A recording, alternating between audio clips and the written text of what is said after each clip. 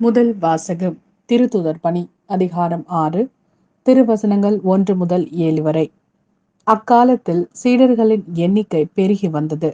அப்போது கிரேக்க மொழி பேசுவோர் தங்களுடைய கைம்பெண்கள் அன்றாட பந்தியில் முறையாக கவனிக்கப்படவில்லை என்று எபிரேய மொழி பேசுவோருக்கு எதிராக முணுமுணுத்தனர். எனவே 12 திருத்துதரும் சீடர்களை ஒருங்கே வரவழைத்து, நாங்கள் கடவுளது வார்த்தையை கற்பிப்பதை விட்டுவிட்டு பந்தியில் பரிமாறும் பணியில் ஈடுபடுவது முறையல்ல.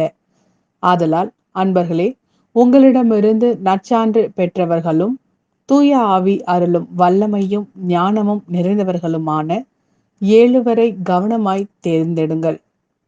அவர்களை நாம் இந்த பணியில் நியமிப்போம். நாங்களோ இறைவேண்டலிலும் இறைவார்த்தை பணியிலும் உறுதியாய் நிலைத்திருப்போம் என்று கூறினார்.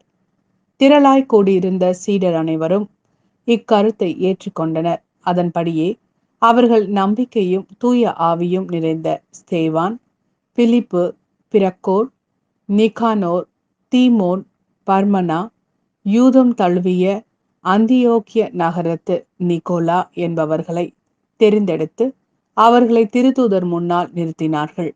திருத்தூதர் தங்கள் கைகளை அவர்கள் மீது வைத்து இறைவனிடம் வேண்டினர். கடவுளது வார்த்தை மேன்மேலும் பரவி வந்தது. சீடர்களின் எண்ணிக்கை எருசலேம் நகரில் மிகுதியாக பெருகிக் கொண்டே சென்றது.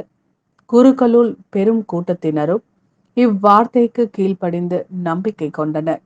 இது ஆண்டவரின் அருள்வாக்கு. இறைவா, உமக்கு நன்றி. யோவான் எழுதிய நற்செய்தி. அதிகாரம் 6.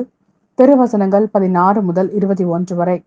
மாலை வேளையானதும் இயேசுவின் சீடர்கள் கடற்கரைக்கு வந்து படகேறி மறுகரையில் உள்ள கப்பர்நாகுமுக்கு புறப்பட்டார்கள். ஏற்கனவே இருட்டிவிட்டது. இயேசுவும் அவர்களிடம் அதுவரை வந்து சேரவில்லை. அப்போது பெருங்காற்று வீசிற்று. கடல் பொங்கி எழுந்தது. அவர்கள் 5 அல்லது 6 கிலோமீட்டர் தொலை படகு ஓட்டிய பின் இயேசு கடல் மீது நடந்து படகருகில் வருவதைக் கண்டு அஞ்சினார்கள்.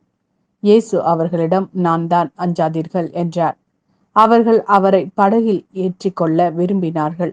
ஆனால் படகு உடனே அவர்கள் சேர வேண்டிய இடம் போய் சேர்ந்துவிட்டது.